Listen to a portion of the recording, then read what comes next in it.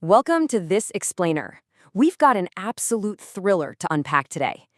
Picture this. A packed house at the San Francisco Bay Area Stadium. We're talking over 68,000 screaming fans filling the stands right to the brim under the California sun. And they're all there for a massive winner-go-home World Cup knockout clash. You could literally feel the tension in the air as the U.S. men's national team stepped onto the pitch to face off against a super resilient Bosnia and Herzegovina squad. The stakes, they just couldn't have been higher. To really get a sense of the immense pressure the U.S. was under right from the opening whistle, you gotta hear what journalist Martino Puccio had to say about it. He flat out called it the biggest match for the USMNT in decades. He made it clear they couldn't afford to get caught out on counters, and most importantly, they had to be clinical. You see, Bosnia loves playing with house money, right? The U.S. squad knew they couldn't just let them hang around and build confidence. It was a total pressure cooker from second one. Okay, let's dive right into part one. High press and the breakthrough. Right out of the gate, we're looking at a huge contrast in tactical philosophy. Mauricio Pochettino set the U.S. up with a really aggressive 4-1-4-1 high-pressing formation. His goal was to basically suffocate the game entirely in the Bosnian half. On the flip side, Srđan Barbarez had Bosnia in a rigid 5-3-2 deep defending block. They were totally fine just absorbing that American pressure, waiting to launch quick, deadly counterattacks using the sheer size and experience of their front line, especially their veteran captain, Edin Dzeko. And to see just how perfectly Pochettino's plan was executed, UEFA Pro coach Roger Bonnet hit the nail on the head. He said, quote, "United States are the best team at this World Cup in terms of high pressing and counter-pressing. And look who he calls out specifically, Tyler Adams and Weston McKennie. They were the absolute engine here. They covered an insane amount of ground, relentlessly forcing the Bosnian midfield into submission. Those dangerous counterattacks Puccio warned us about, they never even materialized in the first half."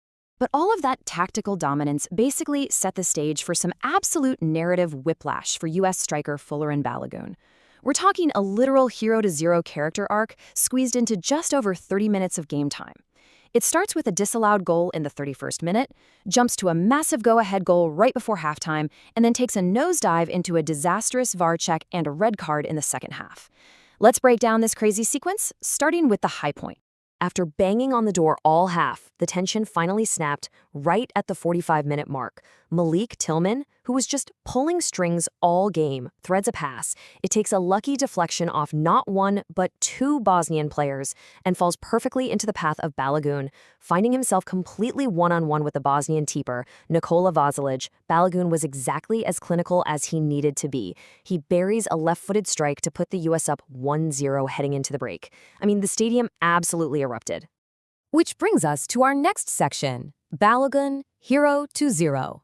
Fast forward to the 63rd minute, and the referee is suddenly called over to the VAR monitor. What he's looking at is Balogun's challenge on Bosnian defender Tarek Muhamovic. Now, replays show Balogun coming down, and his studs land really awkwardly right on Muhamovic's ankle, leaving him in absolute agony. It looked like an accidental, clumsy landing after a challenge, but the referee deemed it serious foul play. And just like that, in the 64th minute, out comes the red card. As you might expect, the backlash was immediate and massive. Fox Sports commentator Danny Higginbotham didn't hold back, saying, "Don't agree with that red for the USMNT one bit. Zero intent from him, yellow yes, but red no chance." And he definitely wasn't alone there. Fans were furious, calling it a genuine disgrace and arguing an accidental slip shouldn't result in a red card in a World Cup knockout game. But regardless of where you stand on the rules or the intent, the reality on the pitch was suddenly set in stone.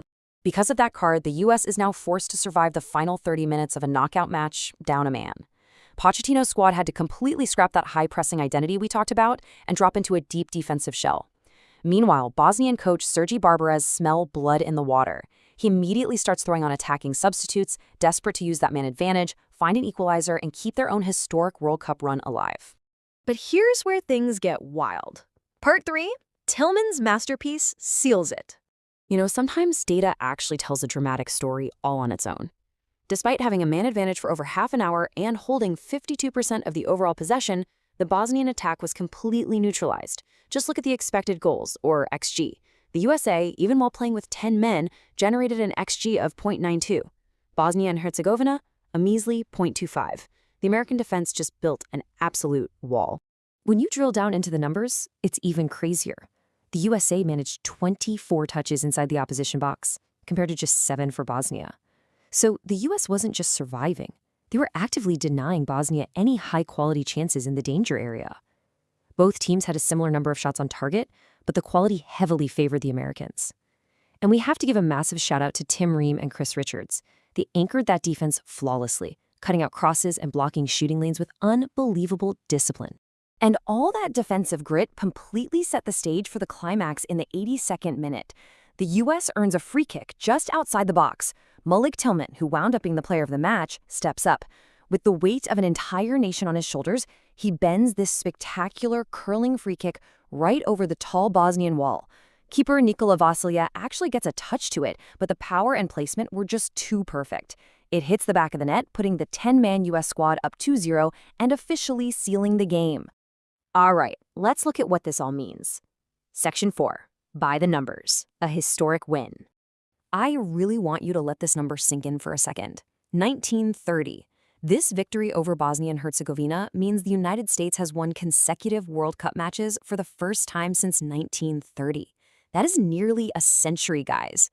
To put that into perspective, their last World Cup win against any European team was 24 years ago, back in 2002. Historically, the U.S. has lost 7 of their 8 World Cup knockout matches. So this squad, they're literally rewriting the history books right in front of our eyes. Which brings us to the ultimate question. The U.S. has officially booked their ticket to the round of 16, where they're going to face off against a massive European powerhouse in Belgium. After surviving this total roller coaster, a harsh red card, immense pressure, and going down a man, they've proven they have the grit. But can this resilient U.S. squad keep their historic dream alive against even tougher competition? We'll just have to wait and see. Thank you so much for joining me on this explainer. I really hope this deep dive into the tactics, the drama, and the numbers leaves you as hyped for the next match as I am. Until next time.